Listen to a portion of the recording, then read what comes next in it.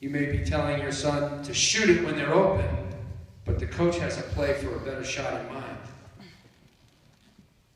You're conflicting with the coach. You're confusing your son or daughter when you coach the game. You're embarrassing your son or daughter during the game. They won't tell you that because they love you. I've experienced it as a parent. I never coached the game. Well, I don't know much about soccer anyway. But my wife sits at the soccer field, a Division I soccer coach, and does not coach the game. That's hard for her because she knows the game and she's a very good coach. One voice, it's the coach. I was at a 10-year-old soccer match, and it was a 12-year-old. My daughter was in the game. These two teams were playing. And one coach for the other team, I guess he was one of the national coaches in our system, or an assistant. Ball went out of bounds. Fans, parents were yelling. The ball went out of bounds in soccer, so the 12-year-old girl looked up to her parents who were yelling at her. She looked up, they yelled something at her. Referee went to hand the ball in. The coach of that girl yelled out to that girl in the middle of the soccer game, "Hey, so-and-so, don't look at your parents. Look at me. I'm your coach." I was standing outside on the fence watching this game, and I wanted to give that guy a hug and a kiss. He said this to a 12-year-old girl. Probably embarrassed the parents. Put the girl in her place. And then everybody else followed suit. And I really never heard those parents that loud again the rest of the game. Don't look at your parents. Look at me. I'm your coach. I thought that was great. And I went up and told him that after the game. There's a cooling off period after the game. When the game's over, I never ask, or if I talk to my daughter on the phone, I never say, did you win or did you lose? Or how did you play? Never ask those questions. You know why? They're going to tell you. We lost and I played lousy. We played good, but I didn't play. They're always going to tell you that. I do ask, did you have fun today? What did you learn today about your team? What did you learn about the opponent? How good was that other team? Then they start to talk to you in sentences instead of the one-word answers. Good. Okay. Then in those conversations, they eventually tell you, hey, we won. But I didn't score a goal. That's okay. Did you enjoy winning? Oh, yeah, it was great.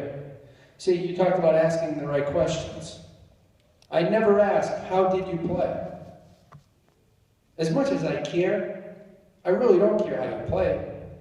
I'm just happy that you played. I'm happy you competed. Fresh air, green fields, competition, adversity, teamwork.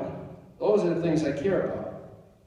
Because in about 3 hours from now, you really won't care if you won or lost, and I really won't care. So don't ask them if they won. Don't put pressure on them to win. Don't put pressure on them to play. Cheer. We cheer during the games. Come on, Blue, hustle up. Great job, number 10. We never call out our daughter's name. We never call out the opponent. You never criticize an opponent. That's somebody else's child. Hey, he was grabbing. Ref, come on. Trip my kid. You don't have to say that. Referee's there. They see it. And if they don't see it, they miss it. Grow up. All of us, grow up. Referee's not trying to hurt the game. Referee's trying to help the game. Even the bad referees trying to help the game. Cheer for your team. You can cheer for your child. I cheer for my daughter. Great hustle, number 10. Way to go. I don't call out her name. I don't want to individualize her during the game. It's the team. I talk about the team. That's what you should do. Encourage the team to do well. Just a couple more points, I'll turn it over to these coaches. But I think this stuff is so valuable that I had to write it down. 1 Corinthians Avoid negative comments about the coach during the game with other parents. I know you've done it, right? That coach, he doesn't know what he's doing, doesn't know what he's talking about. They've said it about me. They've probably said it about you. So when you say negative things about people, that enables your children to do the same thing. Well, I don't say it in front of them. Well, guess what? If you're saying it to other parents, you're going to say it in front of your kids. You're going to say it to your husband or to your oldest on the way home and your child's in the back seat. Coach really can't coach. What was that lineup he had in? So now you enable your child to disrespect the coach. You enable your child to doubt the coach. We never do that on the way home. Now, we may do it privately to each other if we have questions. One woman asked me a question before she left here. She said, you know, it's playing time, and I know that's a question. Go have your kid talk to the coach. We had our daughter when she was 10 years old. She thought the coach didn't like her. I love that one. Well, I'm pretty sure he doesn't know you well enough to like you or not like you, but we're okay with him. Yeah, but he doesn't like me because he yells at me. So we had to explain what yelling meant. So if you have a problem with the coach, honey, go talk to him. No, I don't want to talk to him because he won't like me even more. We made a 10-year-old girl go talk to her coach alone, without her parents there. Now, we were about 100 yards away, but we made her sit down with him. And they sat there and talked for about 30 minutes. She came back, we went in the car. I said, how'd it go? She says, I think he likes me.